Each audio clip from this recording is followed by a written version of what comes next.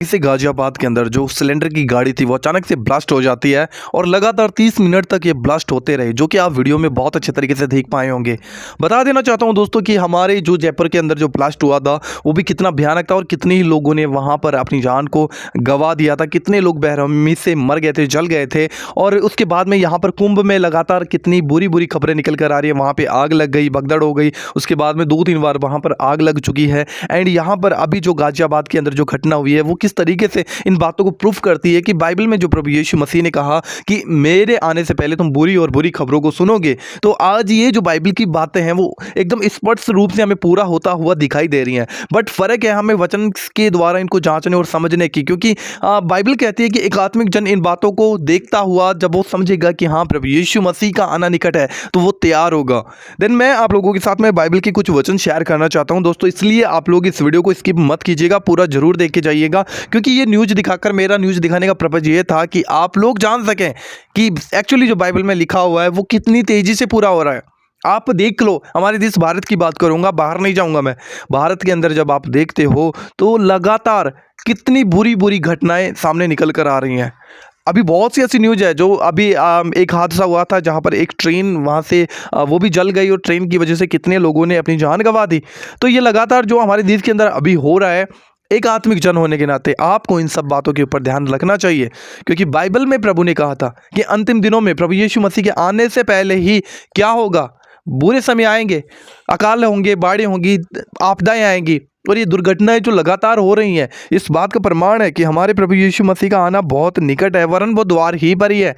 तो हमें इन बातों में क्या करना चाहिए, हमें तैयार होना चाहिए। क्योंकि बाइबल के अंदर साफ लिखा हुआ है कि जो 10 कुंवारियां थी, जिनमें से 5 तो तैयार थी लेकिन 5 तैयार नहीं थी। 5 अपने जीवन में मस्त थी, जिन्हें लगता था कि नहीं प्रभु यीशु मसीह आएगा तब तैयार हो जाएंगे। लेकिन जो 5 बुद्धिमान कुंवारियां थी वे तैयार थी, वह हर दिन तैयारी करती थी, क्योंकि उन्हें पता था कि हमारा प्रभु यीशु मसीह हमें लेने के लिए आने वाला है, हमारा दूल्हा हमें लेने के लिए आने वाला है। और वे हमेशा अपनी जो मसाले उनको जला कर रखती थी, उनके लिए तेल इकट्ठा करती थी, क्योंकि वो तेल जो पवित्र आत्मा का आपके और मेरे ऊपर बना रहता है, वही तेल हमें प्रभु यीशु मसीह के साथ संगति और उस पर विश्वास रखने और उसके आने में, आगमन में शामिल होने के लिए आपकी और मेरी मदद करता है। तो आज हम इन घटनाओं को देखने के बाद में कितना चिंतित हैं, कितना हम प्रार्थना करते हैं, कितना हम तैयार हैं, वो हमें सोचने की आवश्यकता है। तो जरूर प्रार्थनाएं करें दोस्तों, क्योंकि ये दुनिया बहुत जल्दी प्रभु यीशु मसीह के आगमन को देखने वाली है। और ये जो दुनिया में हो रहा है ना, इन बातों का प्रमाण है। आप उठाकर देख लो। अभी इस वीडियो के बाद में मैं एक और वीडियो अपलोड करने वाला हूं, जिसके अंदर मैं आप लोगों को दिखाऊंगा जो हमारे जयपुर के अंदर जो ब्लास्ट हुआ था, जो वहां पर जो गैस की गाड़ी थी वो किस तरीके से ब्लास्ट हो गई थी, फट गई थी और काफ़ी लोगों ने अपनी जान को गंवाया था। एक ऐसी घटना किसी और देश के अंदर भी देखने को मिली है, जो कि मैं आप लोगों को जरूर वीडियो दिखाऊंगा। इसलिए दोस्तों आप लोगों से गुजारिश है कि आप लोग हमारे इस चैनल को सब्सक्राइब जरूर कीजिएगा। चैनल को सब्सक्राइब करके जो बेल आइकन है उसको भी प्रेस कीजिएगा, ताकि आगे आने वाली वीडियो आप बिल्कुल भी स्किप ना करें, ताकि आप लोग समझ सकें और जान सकें कि हाँ प्रभु यीशु मसीह के आगमन में हमें शामिल होने के लिए हमें किस तरीके से तैयार होना पड़ेगा। क्योंकि आज अगर आप मसीह में हो और चिंतित नहीं हो जो संसार में हो रहा है, उन बातों को देखकर प्रार्थना नहीं करते हो, तो मैं अफसोस से कहना चाहता हूं कि हम कभी भी प्रभु यीशु मसीह के आगमन में शामिल नहीं होंगे। इसलिए आपको और मुझे तैयारी करना चाहिए, ताकि हम प्रभु यीशु मसीह के आगमन में निश्चित रूप से शामिल हो सकें। क्योंकि प्रमाण है ये बातें जो आज संसार में हो रही हैं, यीशु मसीह आने वाला है। देन हम कितना तैयार है, आप जरूर इस वीडियो की कमेंट बॉक्स में बताइएगा। और आपको हमारा ये कंटेंट कैसा लगता है दोस्तों, आप लोग जरूर इसके बारे में बताइएगा। क्योंकि आगे जाकर मैं एक हमारे कंटेंट को इम्प्रूव करने वाला हूँ, कुछ चेंज करने वाला हूँ, ताकि आप लोगों को और भी बहुत कुछ सीखने को मिले और हम सब मिलकर प्रभु यीशु मसीह के राज्य के लिए तैयार हो सके। इसलिए दोस्तों मैं ये वीडियो दिखाकर आप लोगों को यही बताना चाहता हूँ कि हम प्रभु यीशु मसीह के आगमन के लिए तैयार हो जाएं। वो आने वाला है, वरन शीघ्र आने वाला है। एंड दोस्तों जरूर आप लोग प्रार्थना कीजिएगा हमारे देश भारत के लिए। इन दिनों के अंदर जो कुछ हो रहा है वो बिल्कुल भी अच्छा नहीं हो रहा है। लगातार आपदाएं, घटनाएं, दुर्घटनाएं जहाँ जहाँ पर हम देख रहे हैं, लोग मर रहे हैं, पिस रहे हैं, नुकसान हो रहा है। इसलिए प्रार्थना करें कि परमेश्वर अपनी क्रोध से लोगों को बचा ले और लोगों को उद्धार का मार्ग दिखा, ताकि परमेश्वर का सुसमाचार लोगों के पास में पहुँच जाए और लोग प्रभु यीशु मसीह को जान सके। हमारा आत्मिक जन होने के नाते, हमारा विश्वासी होने के नाते परमेश्वर ने हमें इसी काम के लिए इस पृथ्वी पर ठहराया, ताकि हमारे द्वारा बहुत से लोग भी उद्धार पाए। और वो कैसे होगा, जब हम परमेश्वर के साथ सही होंगे और प्रार्थना करेंगे, परमेश्वर से कहेंगे प्रभु हमारे देश के ऊपर, हमारे देश के लोगों के ऊपर दया कर, अनुग्रह कर, तब परमेश्वर जरूर अनुग्रह करता है। क्योंकि परमेश्वर दयालु है, वो किसी को भी नाश होते हुए नहीं देखना चाहता, वो प्रेम करता है। बाइबल कहते हैं वो दुष्टों के मरने से भी दुखी होता है। इसलिए ज़रूर प्रार्थना करें, क्योंकि ये जो आजकल जो चल रहा है इस समय, जो 2025 है, ये हमारे भारत देश के लिए, हमारी दुनिया के लिए बहुत खतरनाक होने वाला है। तो इसलिए हमें प्रार्थनाओं में बने रहना है, ताकि हम प्रभु यीशु मसीह के अनुग्रह को देख सकें, ना कि परमेश्वर का क्रोध, जो कि इस पृथ्वी का कोई भी कितना भी घमंडी व्यक्ति क्यों ना हो, वो नहीं देख सकता। बहुत से लोग परमेश्वर को खोज रहे हैं, बीमारी जानते ही नहीं। एक डॉक्टर साहब बैठे थे, ये बीमार गया और कहने लगा, डॉक्टर साहब अच्छा नहीं लग रहा है। बोले क्या? बीमारी आ गई है। कौन सी बीमारी? बीमारी हो गई, अच्छा नहीं लग रहा है। पता नहीं अच्छा नहीं लग रहा है। अरे तो तुमको समस्या क्या हो रही है? अब मैं क्या बता दूं, तुम्हारे पास 1760 प्रकार की मशीन है, तुम ही लगा के चेक कर लो, मेरे को अच्छा नहीं लग रहा है, मेरे को क्या हो। अरे तो क्या दुख रहा है? पेट दुख रहा है कि कमर दुख रहा है कि सिर दुख रहा है कि चक्कर आ रहा है कि उल्टी जैसा लग रहा है? क्या डॉक्टर साहब, कुछ समझ में नहीं आ रहा है और अच्छा नहीं लग रहा है। तो डॉक्टर कहेंगे ये वाली बीमारी का इलाज मेरे पास में नहीं है, तो दिमाग वाले हॉस्पिटल के पास में जा, अर्थात मेंटल हॉस्पिटल। तुमको मालूम भी तो हो पेट दुख रहा है, पता चला पेट में बीमारी और घुटने में मशीन लगा लिया उसने, तो कहीं पेट की बीमारी घुटने में तपास करके आएगी क्या? आज लोगों को मालूम ही नहीं है क्या बात के लिए प्रभु को खोजना है। हम परमेश्वर को खोजते हैं, खुद को नहीं खोजते। और धरती में 90% लोग, नहीं 99% लोग परमेश्वर को खोजते हैं, पर मिलता नहीं। जिस दिन मिल जाएगा ना, जिंदगी के हर प्रश्नवाचक चिन्ह शून्य हो जाएंगे। प्रभु कहते हैं जब तक यहोवा मिल सकता है तब तक उसकी खोज में रहो।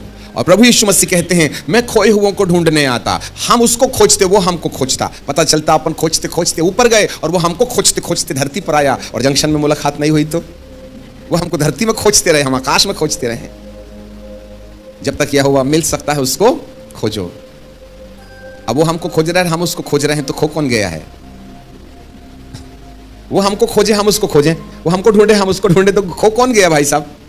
वो कि हम? वो नहीं खोया है, वो तो हमको खोजने के लिए देह बन के आ गया। यही तो तीसरा सत्य है ना। तीसरा सत्य हमको खोजने आया है, और हमारी खोज उसको उस समय हो जाती है जब तुम खुद को पा लेते हो। जिसको मैं मिल गया उसको प्रभु मिल जाते हैं, जिसको प्रभु मिल जाता है उसको पिता भी मिल जाते हैं। यदि हम खुद को नहीं पा पाए कि हम हैं कौन, तो प्रभु कहां से मिलेगा? क्योंकि प्रभु की पहचान हमारी पहचान से शुरू होती है। ये लंगोट लगा के बर्फ में बैठे बेचारे खड़ेश्वर महाराज एक पैर में 6 साल से खड़े हैं, उनको भगवान मिला क्या? नहीं मिला। अनादि गुरु शंकराचार्य जी से किसी ने पूछा, स्वामी जी तुमको मोक्ष मिला क्या? बोले मोक्ष बड़ी कठिन चीज है, मैं ट्राई कर रहा हूं ढूंढने की। और उन्होंने अपने वक्तव्य में कहा मोक्ष इतनी कठिन चीज है कि समुद्र के किनारे एक आदमी ने 5 feet by 5 feet by 5 feet का गड्ढा खोद लिया और चुल्लू से पानी उठाता और समुद्र में डाल करके क्या बोलता, दरिया खाली करूंगा और गड्ढे में भरूंगा, और वो भी सूरज डूबने से पहले। कहीं माथा खराब हुआ है? समुद्र 5 फीट के गड्ढे में समाएगा क्या? और वो भी चुल्लू से और सूरज डूबने के पहले से। जैसा समुद्र खाली करके 5 फीट के गड्ढे में डालना कठिन है, वैसा ही मोक्ष भी कठिन है। इसका मतलब है बाइबिल को छोड़ के और कोई मोक्ष की परिभाषा नहीं दे सकता। और हम बाइबिल के खोजियों, परंतु कई बार हम जो बाइबिल के खोजी हैं उनको भी तो कई बार नहीं मिलता है ना। जी हाँ मेरे प्रियो, परमेश्वर ने हमें बड़ी फुर्सत से बनाया है। हम दो दुनिया के संगम हैं। एक पद आज हम आपके लिए पढ़ना चाहते हैं, और वो है 1 कोरिन्थियों की किताब और उसका 15 अध्याय और उसके 19 पद को। 1 Corinthians chapter 15 एंड वर्स 19 है। यहां लिखा है, यदि हम केवल इसी जीवन में मसीह से आशा रखते हैं तो हम सब मनुष्यों में अधिक अभागे हैं। हमारे पीछे बोलिए, यदि हम केवल इसी जीवन में मसीह से आशा रखते हैं तो हम सब मनुष्यों से अधिक अभागे हैं। अभागे मतलब जिसके भाग्य नहीं है। अभागे को क्या बोलते हैं? जिसकी किस्मत फूटी है। उर्दू में बोलते हैं लानत है उस इंसान पर। लानत को यदि हिंदी में ट्रांसलेट करें तो श्रापित है वह इंसान जो 70 बरस की जिंदगी के लिए रोटी कपड़ा मकान को आधार बना करके प्रभु को खोजे, उसको अभागा बोला है। अब थोड़ा सा चोट जरूर लगेगी क्योंकि हम आपका परमानेंट इलाज करना चाहते हैं ना। अरे इतने बड़े कैंसर के गुटरू में यदि तुमने आयोडेक्स और विक्स बाम लगाए तो क्या सुबह तक ये फोड़ा कैंसर वाला बैठ जाएगा क्या? नहीं बालक, क्या चाहिए उसको? विक्स बाम नहीं चाहिए, चमीटा चाकू चाहिए।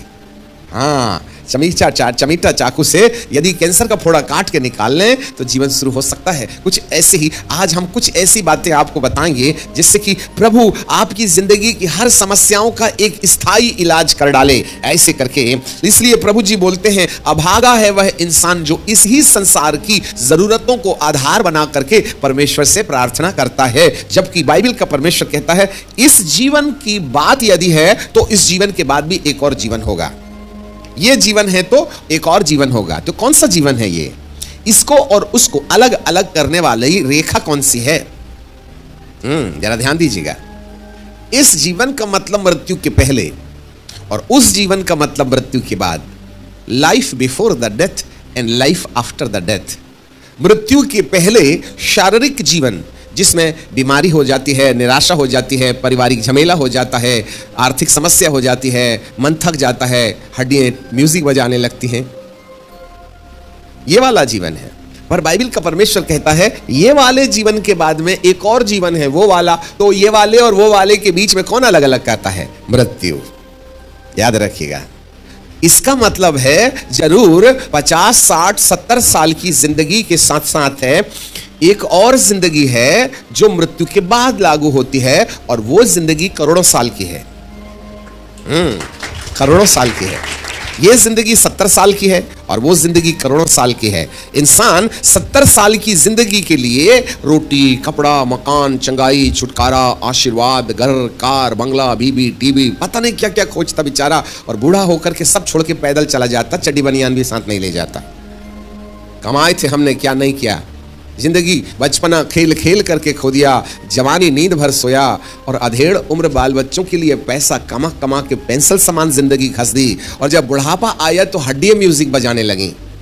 अब पेट दुख रहा है, कमर दुख रहा है, फिर जो रोना शुरू हुआ, फिर हम बाजार जाते हैं और खंजरी उठा लाते हैं और बुढ़ापे में खंजरी बजाना शुरू कर देते हैं। तो नाती पोते बोलते हैं दादा जवानी में गाना नहीं गाए, आजकल तुमको बड़ा गाने का शौक हो गया। तो दादा क्या बोलते हैं, बेटा धरती बहुत भोग लिया, अब ऊपर भी तो रिजर्वेशन कराना पड़ेगा ना। आपको ये ख्याल कब आया था? जब एक पैर कब्रिस्तान में है, जब डॉक्टर बोलता है थोड़े से दिन बचे हैं, तब भगवान के दरबार में आ जाते हैं। पूरी जिंदगी इंसान ने पेंसिल सामान घस दी और मरने के करीब करीब खंजरी उठा करके भगवान की भक्ति करता है। लोग बुढ़ापे में बपतिस्मा लेते हैं जब मालूम हो गया कि लाइन क्लियर हो गया है।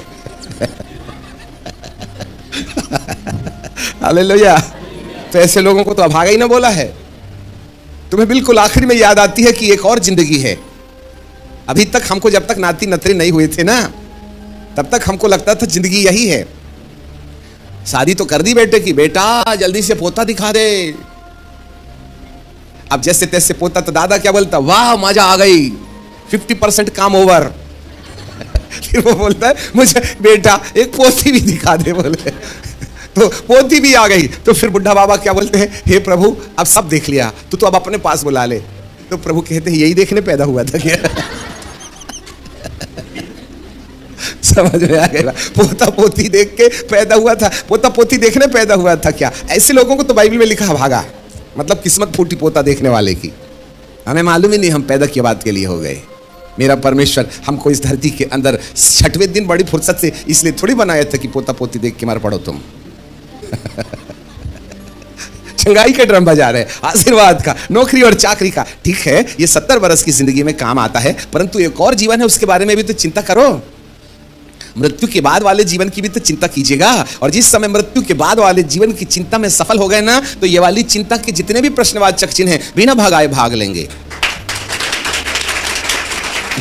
जो अपनी जिंदगी में प्रभु परमेश्वर क्या बात के लिए धरती पर पैदा किया, हम कैसे परमेश्वर की इच्छा पूरी कर लें, यदि हम इसमें सफल हो गए तो जितनी भी असफलता हमारे शारीरिक जीवन में है, चाहे बीमारी से जुड़ी हो, चाहे परिवार से जुड़ी हो, चाहे धन व्यापार से जुड़ी हो, चाहे नींद नहीं आने वाली समस्या हो, चाहे ये समस्या हो, वो समस्या हो, सारी समस्या जड़ पीड़ से उखड़ जाएगी।